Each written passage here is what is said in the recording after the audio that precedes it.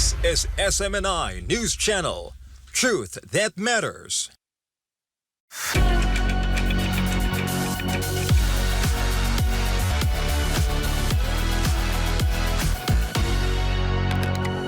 Good evening. You're watching SMNI. This is Business and Politics. I'm your host, Dante Klinkau. Our guest tonight is Eduardo Francisco, President of BDO Capital and Investment Corporation. He is concurrently Chairman of BDO Nomura Securities and Avalon Holdings Corporation. He is also the current Chairman of the International Association of Financial Executives Institutes, only the third Filipino to head the 51-year-old global organization. Additionally, he serves on the Capital Markets Committees of the Bankers Association of the Philippines and the Philippine Stock Exchange, as well as the Listings Committee of the Philippine Dealing and Exchange Corporation. In the little spare time that he has, Mr. Francisco teaches part-time at the Ateneo de Manila University Graduate School of Business and the University of the Philippines. Given his background, our discussion tonight will cover local business climate and the related economic issues. The mission of BDO is to help people meet their financial objectives. Given that, we will ask Mr. Francisco, how can the Philippines meet its economic objectives and what are the speed bumps ahead that need to be avoided? Ed?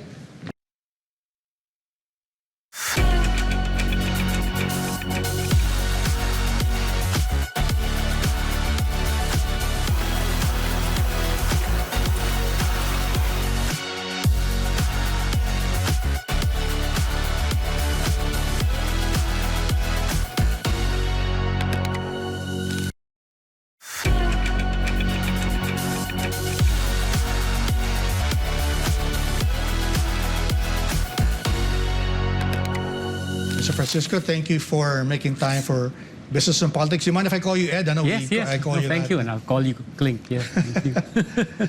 You know, we're approaching the 1-year anniversary of the Marcos administration. I think the cabinet is in the middle of drafting the talking points for the second State of the Nation address of the president.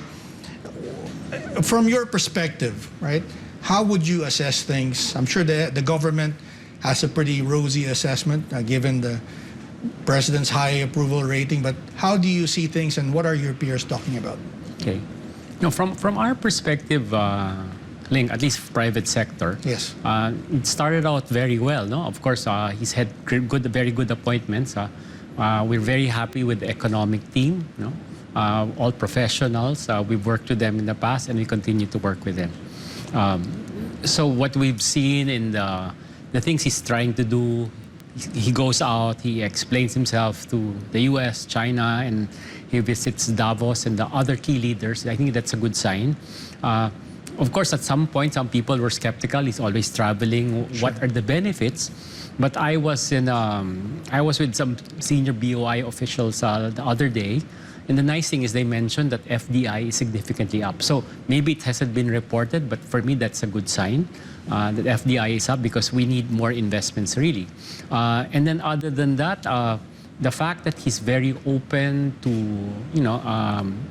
build, unsolicited projects, which is key anyway, because for us to jumpstart is a good sign. So the financing community, the investors are excited.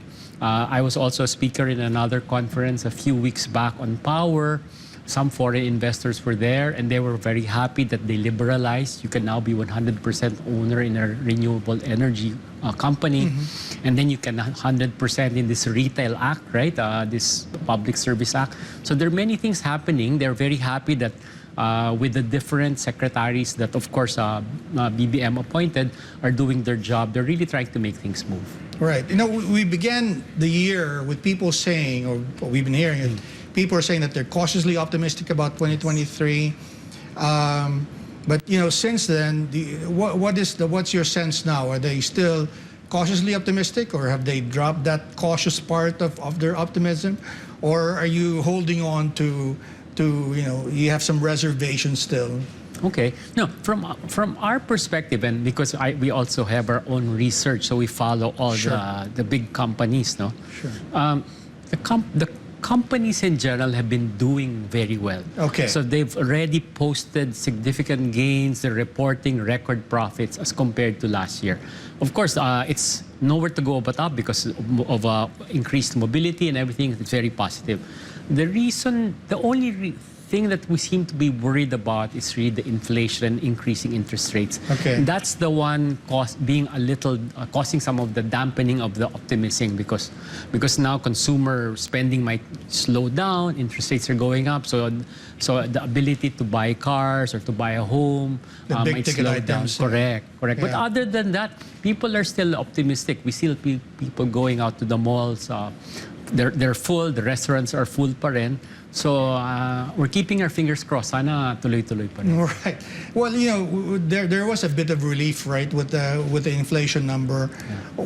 What does your research say? Do you think that that's going to be the trajectory now, or is it still unknown, or you're looking at some other things? I mean. Yeah. No. Admittedly, of course the BSP has always said they want a 2 to 4% inflation number. Right. Maybe that's a little too optimistic, no? Right. But on one hand, we really see it going down. Okay. So even if it goes down to the low 7s, and then hopefully by the third quarter, 6 and 5. So if we average maybe even 4 to 5%, from the private sector will be happy. It's still above what the BSP is targeting, but I think that's okay. We have to live with that. The government anyway, especially the monetary side, is doing what they can. I think the changes should happen in the non-monetary side already, because you mean the fiscal side, the public spending? Yeah, the public spending, maybe privatize more jobs, because you can just increase interest rates so much, but there comes a point that it becomes indifferent already. Yeah. Right. Did you see any consequences in the borrowing demand because of the high inflation rate? And hopefully, with things improving, that will pick up. But did you see any troubling signs there, or did it just remain as strong as it was before? Okay. From the banking side, the higher interest rates have not caused us to have more delinquencies. At least that's a good sign. Right? That's a good sign, diba? We already were able to restructure a lot of the portfolios. Okay. The problems when the initial lockdown happened already fixed because they already have cash flows. Right. The middle market, the corporates are managing very well. So what's happening lang now is there might be a slowdown. But then some companies already have started, I guess last year, diba? Cost of goods were going up because of supply chain and everything. Right. They were not able to pass on the cost. Some of them were very good. They bear it, right? Yeah. Now they're slightly increasing costs already to make bawi, but not yet full. So at least that's good. Their margins are improving, not at the expense naman of the consumers. Right. Well, when we were talking a few years back, you're always very gracious with your time and participating in our forums. You were saying that during the pandemic, a lot of companies were in a good position. In fact, they were even borrowing, taking advantage of the interest rates back then, just to basically to build up their war chest, right? Did that help somehow in maybe weathering these periods where we had very high inflation? Was that the strategy, or were they looking to do something else with that money? No, yeah, some of the large conglomerates have had a healthy balance sheet, right? Right. Because they learned from the past, right? From the Asian crisis. So cash is king. Right. So in a way, that helped them. They were able to acquire or buy some of the distressed assets or merge with them, alliances. Right. That helps also help the smaller, weaker companies survive. Right. So that was a good sign. So they were in a very good sign. They were able also to borrow and manage their balance sheets well. The ones who had problems really the middle market and the SME. But that was the role of us, someone helping them extending their borrowing period, their repayment schedule. So we try to fix that. And I think that's worked naman. So in a way, there shouldn't be any big banking crisis. We're in pretty good shape. Right. And that's why it's an opportunity. We should be ready to build more and get out of the gates. We are, I think, even with the slower economic, GDP forecast for the rest of the year, we still should be second or at par with Vietnam. So we're still very high. We're still very high. So it's not all doom and gloom. It's a little tighter, but relative to our neighbors, we're still doing very well. Right. No, so going back to, as you said, public spending needs to pick up now. Yes. The government has announced a number of things that he wants to do. Digitization projects, new bridges. Are they hitting the right notes? I mean, how does that resonating with the business community? Are they addressing the right things that need to be addressed? Yeah, on the infrastructure side, they're addressing it. Okay. I was with some officials also, I think last Thursday or Friday. They're trying to pass this new PPP bill, Okay. which should strengthen the PPP center, make it more transparent, Right. make it easier for investors, local and foreign, fixing some of the risk mitigation, so at least fixing the right of way, which is a key. Okay. So of the, I think 250 large projects, I think one-fourth of those are PPP, the others are ODA. But at least the PPP is, I think, 2.3 trillion pesos, so it's significant. Wow. Yeah. So there's a lot of projects that the private sector can participate in. We're very excited. A lot of their infrastructure. But then, despite there being mostly infrastructure, there's still a lot in healthcare, education, where locals and foreign can participate in. And the nice thing with this government, if you come up with the idea, present it, and then they'll bid it out if necessary. They're receptive, yeah. Yeah, they're open. You talk to a lot of investors and businessmen. Yes. Is there a particular sector in the economy that's getting more attention than the others? Meaning to say, what are the bright spots that they're drawing a lot of attention these days? Okay, the ones where there is a lot of interest is energy. Okay. And it's simple because we're going to have brownouts. We don't have enough We excess have capacity, high right? prices, yeah. Yeah, so we have high prices. While while in a way the returns are capped, but it's more predictable because there's demand, so there's less risk. So a lot of investors are looking to come in, big boys and the smaller players, which is nice. Yeah. Because of these green auction programs, these Yeah. other things that the DOE is doing, they're allowing people to come in, and then of course foreign investors can now buy 100%. So I think the government is trying to make it easier because it still takes a lot of steps and a lot of signatures. Sure. One of the things that the government was looking at was creating these funds, I guess, for these projects. And give me some leeway here for a stupid question. But I've always wondered why we couldn't do what other countries do, which is to go to the private sector and maybe go to the bond market, and maybe if they want to build a bridge, right? Instead of putting it in the general appropriations, go to the bond market, sell bonds. Yeah. Is that something that our private banks, are they ready to do that kind of service for the government? Or No, what do you think? that's a great idea. We would love to do that. In a way, we've done that already before for the local governments. I see. LGU. Okay. So LGU bond for a public market. Right, And things exactly. like that. We've done that. Right. There's no reason why we cannot do it for the government. Right. So we've mentioned it in the past to Dita, the treasurer, Lea De Leon. She's open to the idea. Except I guess in this case, she wanted to give leeway to the other agencies on where they will invest. But Right. in theory, if the NEDA says, let's create a bond just Right. for infrastructure and then Right. people put their money in, that's okay. I think Right. people will invest because in fairness, the Filipinos in general, I was part of the recent RTB, Retail Treasury Bonds.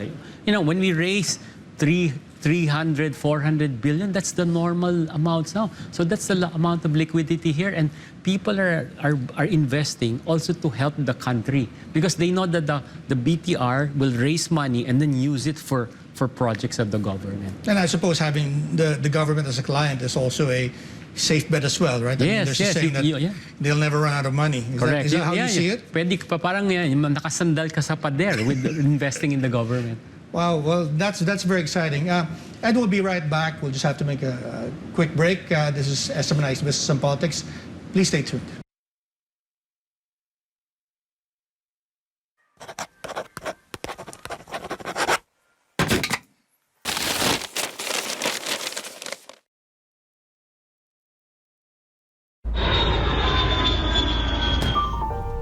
Statecraft is the art of managing the affairs of the state.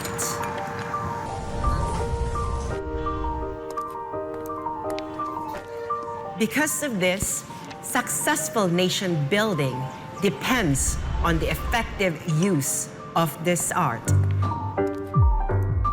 My name is Sas Rogando Sasot, and this is Statecraft.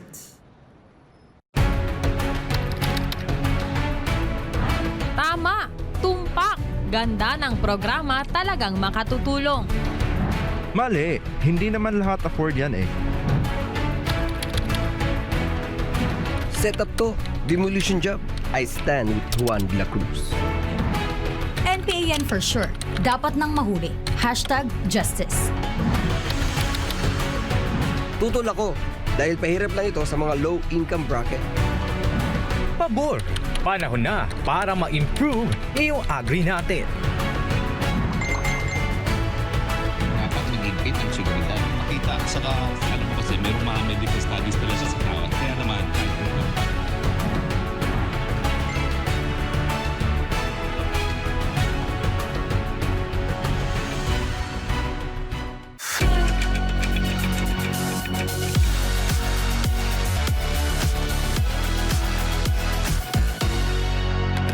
Welcome back to Business and Politics. We're talking to Ed Francisco, BDO Capital.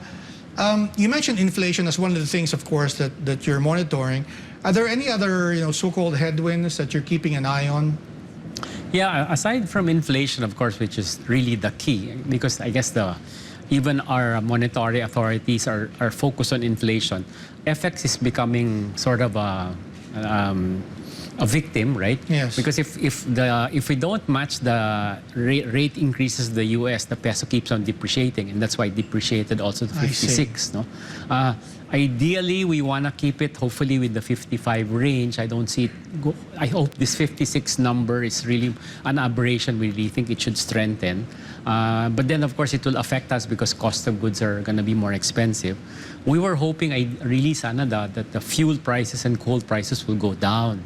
Because remember that's a big component of our CPI. Right. The problem is when the OPEC, the cartel changed their minds again and reduced the supply, that means that oil prices will remain higher longer. And my fear there is that it's not within our control. That means that CPI will be, the decline will be slower than expected. Right. Did you see any impact on consumer spending? Inflation was high, but I guess, with our money coming in from remittances and the BPOs, has there been anything to compensate that you've monitored or have seen? Yeah. So I see it in two views. No? Kasi I try to ask also our clients. Link. So for example, I was talking to June Umali, the president of Gardenia. So he was telling me that the cost of bread is really gone up so much. So because of the wheat and from Ukraine probably. Yeah. So because they were dependent, no. Yeah. So the cost of the pansal has gone up. So sales have gone up a little, but not. At least it's not shrinking. But compared to previous years, the growth is not as much. Oh. And their margins are lower now because they're one of those also that want to pass all the cannot increases. pass it on, yeah. Yeah. So and then we check also with the other consumer good companies, right? The sales are still okay, but they notice it might be slowing down a bit. I check also in the retail side. They note, I guess December, Christmas season was very strong up to January. And then this last few months have been a little weak again. They're hoping that it's seasonality lang. But parang they're already feeling that there's a little slowdown already in consumer sentiment. They're saving a bit. In a way, it's also good because maybe that's what the government is doing. Sure. One of the ways to reduce inflation is make them save more. Right. And because now some of the banks are offering 5 to 5.5% time deposits, right? So people will say, "Oh, my gift na lang to you instead of money. I'll put it in a time deposit. And here is the account." Yeah. So you mentioned, that you're hoping for the Forex to be around the 55 range. And Yes. Is that your outlook for the year, or what does your research show? Yeah, our house view link was around 55 to 56 max. That was Okay. the range. And then we were hoping the year-end inflation would be around 4 to 5%. Okay. That would be just, I guess, great for us. And then our GDP would maybe be around 5.5 to 6. For the year. And that's already a little, we were expecting it to slow down a bit from the original 6.5%. Right. And then speaking of things that could go wrong, right? I mean, one of the things blamed for the global situation is the war in Ukraine, and you just mentioned Gardenia. having to contend with higher raw material prices. Does that worry you that they're talking about maybe a spring offensive and there may be ripple effects? Is that something that you keep an eye on? Or? Yeah.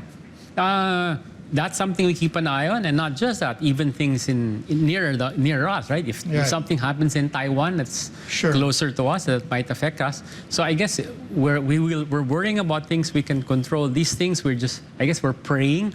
Hopefully nothing will happen, because even with China, and hopefully there are no problems there that will cause further, bad blood, or there's no official bad blood, but making things more difficult for us to deal with them. But does that worry the business community that things are happening in this region? I mean, in the past, I think I remember during the Aquino administration, it got so heated that I think China put a squeeze on some of our exports, bananas, I believe, or coconuts or something like that. But is that a concern now among the business community, or they're saying, it's just up to par, we're used to that, or we just deal with it? Yeah. In a way, maybe it's more of the latter, no? Because I guess they cannot really foresee everything. Yeah. But because our companies now have realized that they have to diversify, right? Because, even in the last 2 years, all these supply side problems have one of the big reasons is because we become so dependent on China for our goods, right? And then when they had their problems, because they had their problems with their economy, they didn't have enough workers, so there were this delay. So a lot of our companies have realized that we have to onshore a bit, or we have to get from other sources, even if it's more expensive. That's one. The cost of the freight has already been normalizing. So I think they know how to manage better. It's not that they're not making it pansin. They just realize that we just have to diversify. Be more nimble. It cannot be just in time. Also, maybe we have to have more inventory just in case. But even if it's more expensive, let's diversify our supply. Let's be more proactive. Let's be ready. And I think this COVID situation has prepared our managers, Filipino managers, to be more nimble, which is good naman. And how reassuring is it that, the government is sort of walking a tightrope, right? The president at the beginning of the year went on a state visit to China. And then there were some, of course, developments with the U.S. that led to access to more local bases. And then we had the visit of the Chinese foreign minister, and then the president's going now to Washington and meet with President Biden.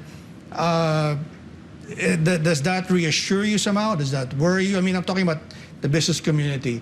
Is that the right thing to do, that to calm things down, really? Or what's your sense of it? No, I guess from the business community, it's reassuring that our president is going out, right? Okay. He's making himself available. He's talking to the business leaders. That's very important. Talking is a good Talking thing, and being seen, right? Making it accessible, which is a big difference from the previous administration. Of course, they have their own reasons, but the fact that he goes to U.S., China, he goes to the UN, he goes to Davos, and then we try to sell them, get them more comfortable. It helps them, because I've heard stories where some investors were a little wishy-washy, but the fact that here is the president making a spiel, asking them to invest, they reconsider. So it does help. So from our perspective, admittedly, there are these global risks, and when we're such a small player, we could get hit, but at least there's more optimism there. Yeah. I want to ask you a little bit about something else. Artificial intelligence has been getting a lot of press lately. Of course, there are obviously advantages to AI, but there are some threats that people are bringing about. I'm sort of worried about how it might impact our outsourcing sector. I'm probably thinking about an editorial about it as well. But how does the business community see that? I'm sure there's plus and minuses to it, but is it more on the plus or more on the minus, or something else? Good point. It's a plus in the sense that if you know how to use it, you can be really more productive. Yeah. I tried it and I was shocked. You ask for, you just give it some ideas, and then it can give you a presentation outline, and you just fill in the blanks already. So it's very good. Here's one industry that's very worried, of course, the educational industry, because I'm on the board of a school. It's harder now to find out if it's just, before it's just plagiarizing. Now, is it ChatGPT? You teach. Right. Right. So that's how do you make sure that the papers that they submit to you are actually written by the students? They're developing software already to find out if it is also AI. Because otherwise, it's hard nga. Diba? Where is the integrity now? Where it's not plagiarized, but it's really the bot that created it for you. Sure. So that's one concern, the education. Now, on the business side, you're right, pros and cons. It improves productivity, but the con there is that the very menial jobs might disappear to these AI. Right. So that's the concern. And another concern is, again, because of the last few years, our education system, especially in the public sector, kawawa, because some of them really did not get the attention and the schooling they needed. Right. So we have to catch up. So we have to retool and reskill them. Otherwise, they might not have jobs, and it'll be harder to find jobs. So that's the other thing, I guess, that worries me. It's more medium term.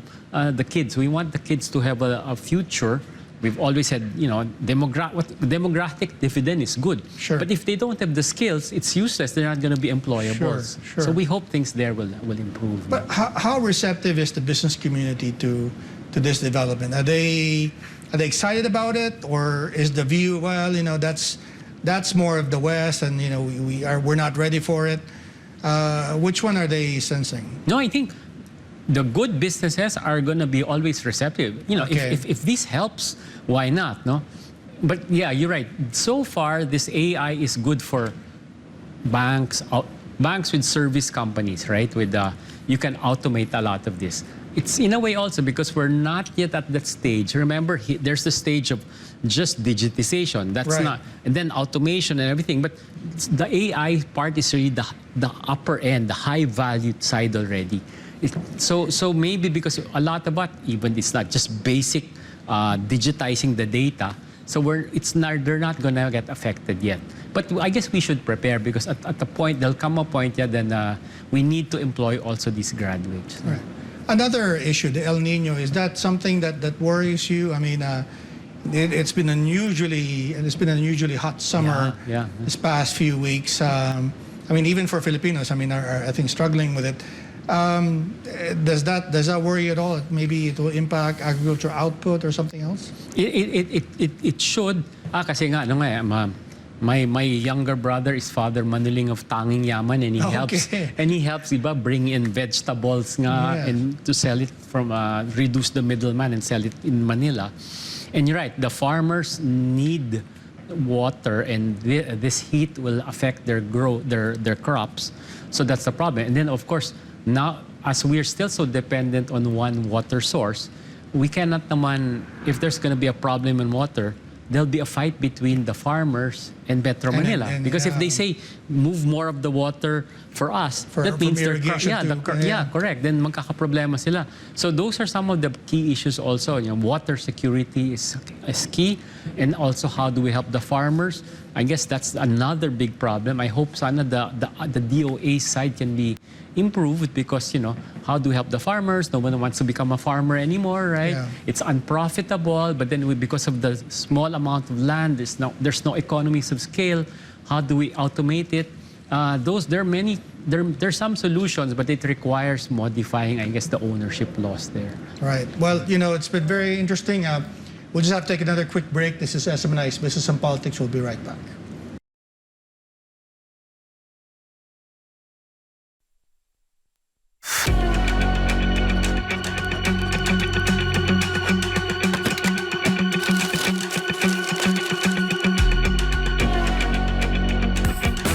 Did you know that water is the only drink that can quench your thirst? Drink Galilee Purified Drinking Water. Every bottle undergoes advanced scientific process to ensure a safe, clean, and pure bottle.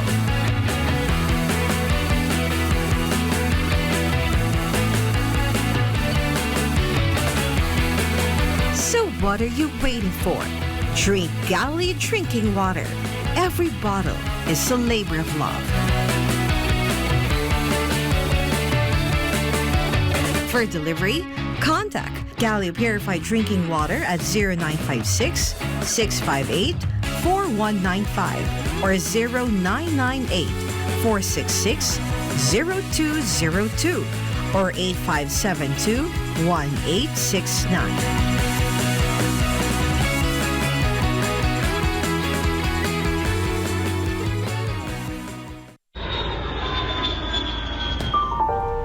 Statecraft is the art of managing the affairs of the state.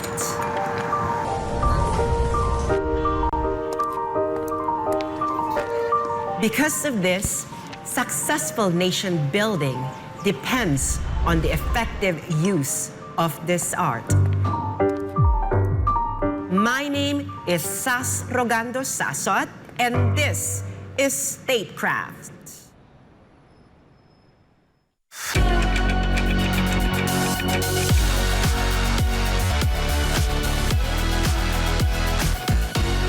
Welcome back to Business and Politics. We're talking to Ed Francisco, BDO Capital. The last time we saw each other, I don't know if you remember, was at the Manila Times Economic Forum, and you made a comment, a striking comment that has stayed with me for some reason or another, and that was an appeal. Huwag niyo naman kami pahirapan. I think that was somewhat your phrase, and we're talking about the ease of doing business. Of course, there's a law, right? But obviously there are some gaps to it. But from your perspective, what are the things that are missing from making it easy for people like yourself to invest more, hire more, to scale faster in the Philippines? Okay. For me naman, the ones where it can help really a lot are for the new investments. No? Okay. Because when business setup. Yeah, setting up the businesses, right? Not only that, but even to close it down. In others, you just file something here. The dissolution here is much more difficult. So hard, right? Yeah, and then you're gonna penalize. But at least even in the setting up, I guess I'm very hopeful still with ARTA, right? Okay. And Clint, what was exciting was I was also a speaker in the British Chamber of Commerce last Friday afternoon. There were several BOI officers there.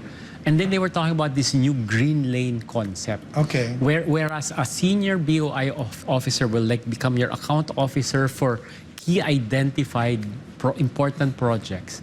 And they will help follow up with LGUs and the national government. And they will help fast track and make sure that things are moving, or at least help follow up. That was what I felt was missing. Kasi this new government, it's nice also. They already, in a way, we're improving ease by allowing more foreigners to come in power, Okay. diba? And some of the service sectors. Yeah. And then the energy investors were also very happy with what Secretary Lotilla was doing. So Right. they noticed changes immediately. It is gumagalaw. So the key na lang now is that the problem pa rin, I think I heard 150 to 200 signatures Wow. to get the power plant. And we need power so much. And this applies also elsewhere, because sometimes even in mining, we have this government is open to mining, but you don't see much happening because the local government, the national government don't agree. Suddenly the LG will come up with some taxes which are not supposed to have been there. Right. But at least with this green lane, hopefully it's an actual action step that will happen, aside from what the government is doing with PPPs and being open. Yeah. I think that for me is a concrete step. So Yeah. for me, that was I came out happy Friday. Something's happening, and I hope it will, even if these are key projects, but if these are big projects and Sure. it shows people that, there's something happening, they're trying to really fix it. And then sana it will have a snowball effect. Right. As difficult or as challenging as it is, there are some bright spots, right? People I hear praise Quezon City, for instance, for having a one-stop shop. But is there any particular city or province that does it better than others? That's, based on the feedback that you're getting, that, they're drawing more attention from the potential investors relative to the other cities and provinces in the country? I guess in general, the bigger cities are already adept at it. Okay. What they have is they already have their equivalent of an investment council or Right. a department that is like a local Dedicated BOI. to Yes, business and registration. that's very helpful, because if I want to invest in that province or that city, and there's somebody there who's business minded, who's going to help you get all the permits. For me, that's key. And I have to admit, I remember many years back. I don't know if you know, but when the first the first wind farm, which was in Ilocos, Right. and that was actually under BBM. Okay, yes. as we government, were one of the BDO Cap was one of the investors there. Oh, wow. So we were working with these people, and they really had an investment council board, and that really helped because they helped us get the permits. They helped us write to, I think in this case it was a foreign European grant. So those things help, and then I've experienced that also in Clark. When they're trying to sell their location, Right, Clark or right. Subic. So those are good examples, and it's big good best practices. Sana the other LGUs, the other mayors and governors copy them because Right. that makes it more competitive. well, can they just go to BDO Capital? Is that a service that you provide to maybe give them pointers or maybe to hold their hand and maybe in crafting investment policies for their areas? Is that something that BDO Capital does, or? No, this one, I think that should be more like maybe a USAID grant. I see. Because it's more institutional building, as I think Right. you mentioned earlier. Right. So those are the things that an ADB grant or a USAID grant or even a British grant will help with. And in fact, the British government has this new thing also. So they have more money allotted so that countries like the Philippines can benefit. No, it's interesting you brought up dissolving companies and how that can be more difficult than setting. You're actually the first person I've heard mention that, and I've been hearing that from some of my friends. What's the consequence of that? I mean, when it's so much harder to dissolve a when you company. think it should be dissolved, later on you have a tax liability. That's right. That's why. So in theory, I'm going to be fined Yeah. for it, when in reality Yeah. I wanted to close it down. It's not just a matter of notifying them. There's so many steps, and you have to go back and forth. So it is a little frustrating, and sana those things can be fixed. Yeah, because the streamlining has been on the business registration, Right. right? Do you think there is a need to maybe review the processes for dissolving companies? That would as you be said, nice, to, yeah. If they can fix is there a all of need? that. Is there a need? Probably not even, but maybe just somebody in the government can take charge. Is it the SEC is the primary vehicle, right? But Right. they have to still have work with the city mayors and everything else for the Right. local permits. But it might be easier. In fairness to the SEC, it's one of the companies that have very highly ranked when we do a ranking of the government offices. We see them as very professional. But sometimes I think under Emil Aquino, maybe they're understaffed because they're working on so many things. So again, another thing, maybe the multilateral agencies can give them also grants for more institutional building and capability building. Yeah, what other capabilities do you think is needed? There are a number of countries obviously willing and ready to help the Philippines, but where is it most needed? Because you were talking a little bit while ago, but sometimes there's this problem with the national government and the local government. Right. Is that something that needs to be addressed? Maybe just aligning? Oh, that will be really key. Yeah. That I don't know how to resolve because I don't know if the DILG can fix that.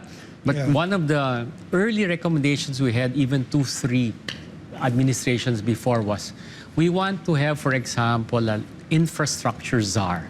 Okay. Why is that important? Or something like that. Or something at the office of the president or the executive secretary. Because some of the complaints of the investors, sometimes they feel like they're a football pinagpapasahan ng LGU and national government. Right. So if you have somebody on top who can say, wait, stop your fighting, decide. Or maybe that's something that our late President Ramos was good at. He'll put you in a room, make you decide. Otherwise, this will not get resolved. Right. We need that kind of action so that things will move and some things will get decided. Have there been any cases that comes to your mind where the government, of course, is going around around the world, promoting the Philippines, and once they come here, then they deal with the local government and they're surprised with all of these. Sometimes it's not taxes, it's just fees. Permits and other these things that are not there. Or supposedly there's not going to be any other tax because they have a defined IRR. Right. And then suddenly when they're operating already, they have this new... There's just the garbage fee, all sorts of fees, right? And they just have to live with it, but it reduces the return. Right. Was there any particular case that comes to mind that became, the stumbling block for a major investment? A key industry that is affected by that, which has not been resolved to date, is the mining industry, right? Oh, yeah. Because even the large miners are saying, even if we try to fix it, the effective tax that the mining industry is paying is in excess of 50% because Right. they're required to make so much donations already. For the community building, aside from income tax, they have to pay all these LGU fees, even if they're not considered taxes. And because of that, that stopped us from actually doing some developments because the returns are not really clear how much they really have to make. Right. At the same forum that we were together at, the Danish ambassador was making a comment that the Philippines was somehow innovative in red tape. Correct. Well, because he was referring to His car, I think, right? His importation of his car, yes. Yeah. yes. Is that something that you've been hearing from the business community as well, or has there been any improvements at all, or that you've heard of, or it still needs more attention? What have you been hearing? I guess it needs more attention. We have a new customs commissioner. We have a new, I guess, even tax commissioner, BIR commissioner. They seem to be very, I guess, professional anyway. But sometimes I think it's the organization itself. Yeah. When they come in, even if they're very good, but there's so much inherent red tape and procedures. Yeah. I hope that can be re-engineered and fixed, right? Especially, I guess, in the custom side. That's been a perennial complaint, really. Right.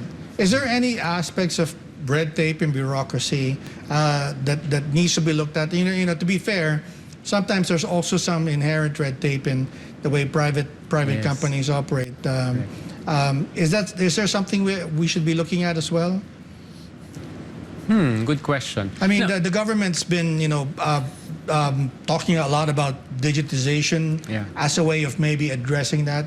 Is that the solution, or maybe, as you said, just with digitization or not, just reduce the number of signatories? Maybe that's a better way. I think that's it. But there has to be somebody really on top of that to study it, because even if you digitize, but if digitizing, let's say, 10 forms or 10 procedures. It's still 10 approvals, procedures, right? Still 10. Right. But if in reality, it can be cut down to 3, right? Then that's the better way. And then that's when you digitize. So you really have to step back and say, wait, why are these so many steps? Or why do we need these so many permits? Or why do they have to be done in sequence, one after the other, and one you cannot do it simultaneous? If you can fix that, because, for example, if you're in Singapore, you can get your permits in a week, where it will take here maybe months, then that's the big improvement. That's the big change. No? Yeah, we have to take another quick break, but very quickly, do you think it's realistic for us to be like Singapore, or is there another Southeast Asian country that we can be more at par at? Good point also. We can be like China if we had a benevolent dictator. No, but sometimes, again, there's too much democracy also. For right away, for instance, you can't, if this is already identified as a national road, you can get the person out. No? So if there's a more equitable way, faster way, they go back suing each other, and then it just gets clogged in the courts, and then the poor, everybody's affected. It's all delayed. Yeah, well, very difficult issues to deal with. We'll be right back with Mr. Ed Francisco of BDO Capital. This is SMNI's Business and Politics.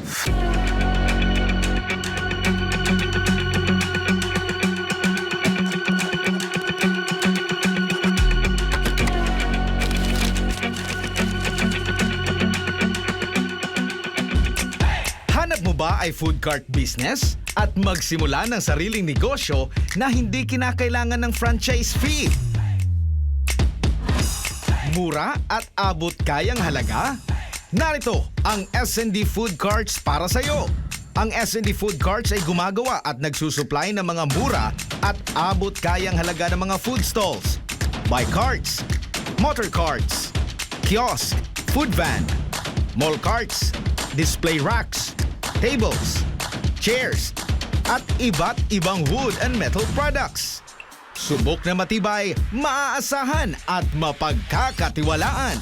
Ang S&D Food Carts ay mayroong Luzon at Mindanao branch na pwede ninyong lapitan para sa negosyong swak na swak.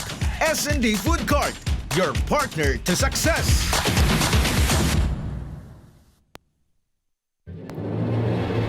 Problema nyo, itawag kay Panelo.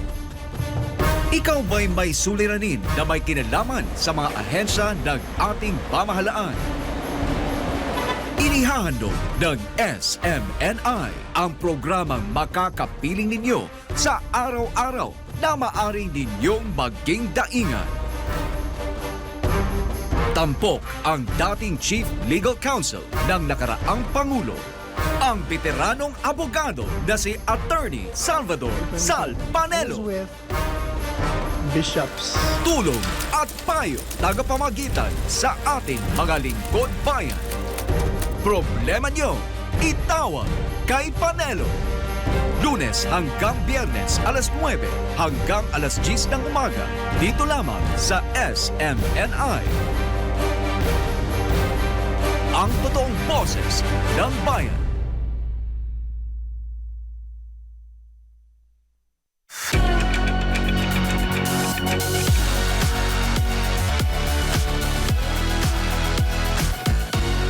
Welcome back to Business and Politics. We're talking to Ed Francisco, BDO Capital. Let's switch gears a bit. And you're often interviewed about the stock market, and that's your investments is your area of expertise. I've always been fascinated about the Philippine stock market because it's one of the oldest in Asia, Yes. and yet it's also I think the least performing stock market in Asia. And correct me if my figures are wrong, but I heard that only 1% of 1% of Filipinos actually have investments in the stock market, and yet in other countries this is not the case. You mentioned Singapore, for instance. I guess the first question is how do we encourage more Filipinos to put away money and save rather than spending it? Yeah, no, you're right, Clint. I think now it's increased, but even if it's a 1.5 million still, people with stock with PSE accounts compared to 105 million, it's still extremely small, right? Yeah. But I guess before we can run, we have to walk, but that's why I also agree with what the BSP is doing by improving the financial literacy. Okay. Right? So in a way, stock market, if you don't know what you're doing, parang sugal rin yan. But in a way, wag na lang kayo mag-isabong o wag na lang kayo mag-tongits. Mag-wetting. Mag-ano lang kayo, mag-invest na lang kayo sa stock market. At least it's a legitimate way and will guide you. But you're right, the stock market is a very key barometer, right? Sometimes it's not the only barometer anyway, because the economy, the underground economy in the Philippines is doing much better naman sometimes than the stock market. Stock market, I think, is only improved less than 1% year to date. But in reality, the economy is growing, it's maybe still easily 5%, diba? Right. So, but it's still a good sign sana that the stock market would do better. So we need more companies to list. That's working with President Mon Monzon and his people are well refined. We want to get more listings. We're working with the board, we're encouraging them.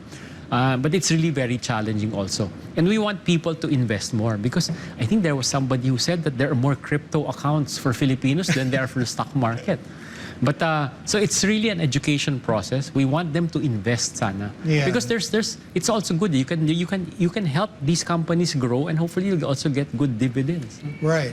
But how do we I suppose popularize the stock market? Because I was and this was a couple of decades ago. Maybe tell me if things have changed. But I was surprised that they had some businessman who was visiting the Philippine Stock Exchange. This was their old office in Makati. And this person was, I think, from Cebu or outside of Metro Manila. And I think the impression was the stock market was only for companies in Metro Manila and, big conglomerates, not for, entrepreneurs like himself. Do you get that sense that there is this perception among Filipinos that, the stock market is only for the biggest Philippine companies? Hopefully no naman. Admittedly, the foreign investors will only invest in the biggest Filipino companies. Usually, you have to have at least a 10 billion market capitalization or total value for them to look at you. But in fairness to the PSE and the board, they really are trying to encourage even the SMEs. There's an SME board. So even if your company is making 10 million, 20 million pesos, you can list. So it's more not the size but more the story. If it's a good growth prospect, Let's say you're a growing food company and you're franchising, and then it's a good name already. That's exciting, di ba? Or a good service will be excited. I'm hopefully pitching to some companies who are like that. Good growth stories. They've been resilient even during the pandemic, and then they've reinvented themselves. The question lang na if will they hit the market. The PSE also came out with this new sponsor model. So even if you're not, imagine if you're still starting up, but parang kumbaga you have a godfather helping you. I see. You can list based on that. It's very close to the SPACs of the US. There was this sponsor model. Yeah. So it's something similar. Nobody has done it yet, but we're encouraging them. So we want more people to invest. We're working with the BSP, the BAP, for people to at least learn to invest more. Maybe in a way it coincides also with reducing inflation rather than buy a new phone. Right. In a way, of course, that this youth like the experience, they will travel. Invest it. Invest it, yeah. Save it. You mentioned financial literacy a while ago. And, the government now is looking at, K-12. And is there room, you think, for maybe financial literacy to be taught in schools? And, how young... should that be introduced? At what age? Because, I hear stories, and I don't know if they're true, but maybe in Singapore, grade school students, they have, I guess, extra allowance. They use their gadgets to monitor the investments. Right. But, is that something that you think that's possible here? I think from inserting it in the education is very possible. Okay. Even when Francis Lim, our famous lawyer, was with the PSE president, right? Yeah. He already had an idea of which college subjects to insert for capital markets. Right. So that should be easy. It's just inserting a few units, maybe 3-6 units, and that's enough to get them. Right. The key is high school or even grade school. It doesn't even have to be investing, but it's more just in basic, at least, savings. Right. Those should be taught earlier on. That way, at least, they just have to be more financially responsible. They don't have to know how to invest, but at least they know how to save money, right? Not to overspend. Right. I think that can be taught at an early age, because ideally, our parents should be teaching us, but maybe because sometimes the parents are so busy having double jobs, or your parent is an OFW, you're not here, nobody does that. If those can be inserted in the earlier curriculum, I think it will help. Yeah, but does it worry you that sometimes people view investing, in a similar way as we might view gambling? You mentioned cryptocurrencies a while ago. That there seems to be this I suppose desire, right, to hit it big right away. Whereas really investing is sort of like running a marathon, right? I mean, they seem to want to run the sprint and then cash in right away. How can it be done? What do what can we do? No, it's a good point. In a way, until this last year or so, right, it was also hard for them to convince them to invest because interest rates were so low. Right. If you could only make 1 or 2% on a savings account, there's really no incentive. The youth will just spend it. But now that these interest rates are going to 5% and you can get bonds at 6 or 7%, at least we should do our part and encourage them to save more rather than to spend it on experience, right? And then the other thing also, I guess it's this new generation. It's just how they are, right? And we have to respect that. Right. I'm sorry, but I guess I am the older generation where we save and then you save for the future. Yeah. They're not like that anymore. Right. So we have to accept that also. So they're living for the moment. Correct, living for the moment, carpe diem, but then they don't save to buy a house, they don't save to buy a car. Right. In our case, we were saving already for these things for the future. Right. So that's the difference also. But going back to the stock market, how do we get rid of, or how do we address that intimidation factor? Because, do you still get that sense that for, ordinary investors, they find investing in the stock market a bit too complicated or too intimidating? And yet, this is the crazy part, as you said. They go into cryptocurrencies, which is, I think, much more volatile, much more complicated, but they jump into it as if they're blind, right? Correct. No, so I think we just have to be more patient, but working with the PSE and even BDO and the other companies, the other securities brokers, we've launched online retail brokering, right? And it's grown, I think, 30 or 40% annually, fastest growing segment. Admittedly, that's why nga, before we're less than 1 million in stockholder PSE investors. Now we're almost maybe close to 2, and the growth has been really the retail side. Okay. So we just have to continue doing that, because it takes a lot of time also, but we're holding the hands of these first-time investors. So that way, they learn to get their feet wet, and hopefully they won't get burned. Right. But at least they know the value. We make it easy, and then they're already online investing. There are lots of these apps Right. where you can check. So Right. instead of doing isabong, you just play with your phone and Right. buy a BDO or buy an It's SM or Ayala legitimate. stock. Correct. Is there something being done to encourage more companies to list? I know that sometimes it was a stumbling block, not just the compliance factor, right? But the taxes, the stamp. There are so many taxes and fees sometimes that goes into listing that is not experienced for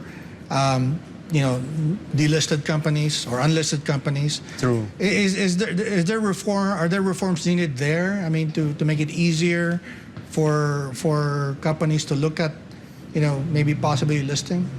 No, the big expense that was reduced because of the CREATE law was the IPO tax. Okay. That was from 2 to 4%. Okay. That's already gone, at least. Okay. So now that already reduces your cost of an IPO almost half. Okay.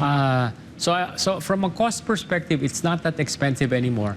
We just have to convince now these other companies, whether SMEs and the large hit gems of companies, except they just don't want to open their kimono, that there are benefits, right? Maybe because, the stock market hasn't done so well these last, 2-3 years. But once the stock market improves, people will get excited. Hopefully, that will be a way for them to list again. Because there are many benefits anyway, Klink, especially even, inheritance planning, professionalizing the company. Because sometimes, most of the clients I'm talking to now, the founders don't have children who want to get involved. Sure. They're doing other things. So they sayang naman, so that by listing it, they can continue the legacies that they built. Yeah. Right. And what about the processes, the paperwork? Has that become easier? I mean, is the compliance a legitimate concern? It's a legitimate concern. It hasn't been reduced. Okay. But frankly naman, we even guide them. We can tell them, these are the lawyers you will have to find. Right. These are the reports. There's a lot of reporting, but it's well worth it. Because anyway, the governance or the seal of good housekeeping, once you're listed, elevates you already. Okay. And then it helps you with suppliers. It helps you with creditors. You're seen as already, leveled up. And so there are benefits. Yes, there's more reporting, there's more compliance, but it's not naman unmanageable. Right. And, we're talking about, cryptocurrency and sort of gambling with your investments. There was a time when sometimes there was a gulf between, how the performance of the stock market and what the real economy was doing. Yes, right. Suggesting that maybe the stock markets have really focused on a certain sector in the high tech, but not really the real economy. Yes. Is that happening here in the Philippines, or what's your sense? No, sometimes there's still that perception, and maybe you're right, it's true, because especially if we're only weighted towards the large conglomerates, right? Right. In a way, it's also representative of the country, because in fairness, the rich get richer, right? And in this social pyramid, but some of the poor are really still hard up, and their lives have not improved. So in a way, the stock market investors and the issuers are the cream of the crop. So we have to reach the bottom. Right. So you're right, we have to democratize it further. From the investing side, the PSE has done steps to make it easier to learn to invest anyway. But if you really have no money, it's hard. Then you don't even have the 3,000 or 5,000 pesos to invest, because you can invest for as low as that now. For that amount, for the stock market. Yeah. Well, so that's the real economy, and sometimes I'm hoping naman now that the government, with this improvement in the GDP, and because of financial literacy, it goes down to the grassroots. Right. So, in other words, we don't have to buy a new iPhone every time a new one comes out, right? Correct. My iPhone is a 4-year-old model. Well, it's always been a pleasure to talk to you, and I really appreciate you making time. But before I go, maybe you'd like to leave our audience with a message? Sure. Thank you, Klink. No, all I have to say is that I'm still a very good believer in the Philippines. No, okay. A lot of my contemporaries have come back home also. The brain drain. I believe in that also with our OFWs. If we just create jobs for them, they will come home rather than work abroad. In a way, I was an OFW. I was working in the financial sector You were in abroad. New York? Yeah, New York and Hong Kong. But I love the Philippines. The Philippines has a lot of potential. We just all have to work together, di ba? And this government is trying its best. So we as citizens should just also try and hope for the best. Yeah. Well, there you go. Well said. Well, thank you again very much. I'd like to thank also our viewers watching this program today live, those watching the replay, thank you also. And I'd like to thank Pastor Apollo Kibuloy for making this program possible. This has been Business and Politics. I'll see you next week.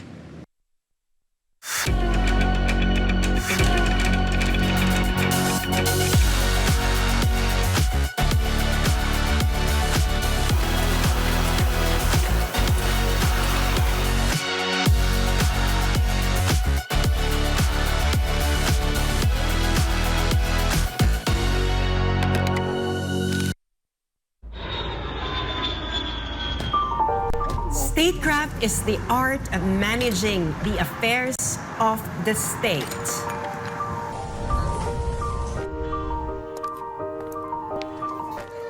Because of this, successful nation building depends on the effective use of this art. My name is Sas Rogando Sasot, and this is Statecraft.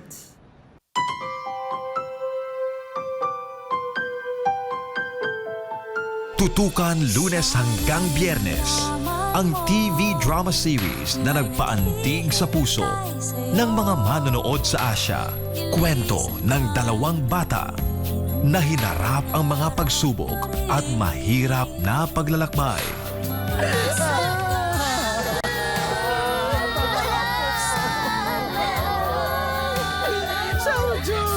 Pupunta tayo sa Xiamen. May larawan tayo ni Papa. Mas gusto ko nang umalis tayo dito kaysa paghiwalay nila tayong dalawa. Pupunta tayo sa Xiamen? Oo nga. Hahanapin natin dun si Papa. Mama! Alam ko naman na mali ako eh. Wala ngayon, magpapakabait na ako.